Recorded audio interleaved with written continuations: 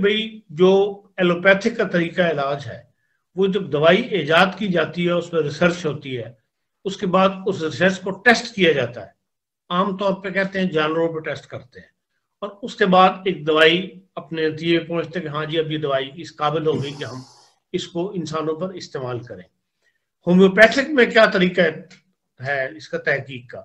یا کس طرح پتہ کرتے ہیں کہ ہاں یہ اس بیماری کے لیے یہ دوائی درست ہے؟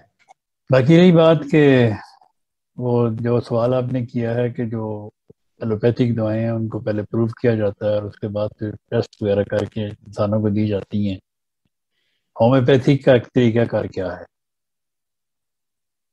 تو ہومیوپیتھی دوائی ڈائریکٹ انسانوں پر ہی پروو کی جاتی ہے ایکچولی۔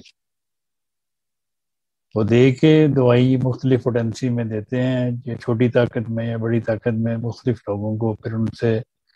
ان کی مطلب جو ڈاکٹر پروو کرتا ہے وہ ان کی نظر رکھتا ہے ان کے اوپر،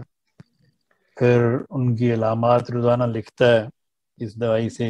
یہ جو چیز ہم نے اس کو دی ہے اس میں اس کو کیا فائدہ ہوا، کیا نقصان ہوئے،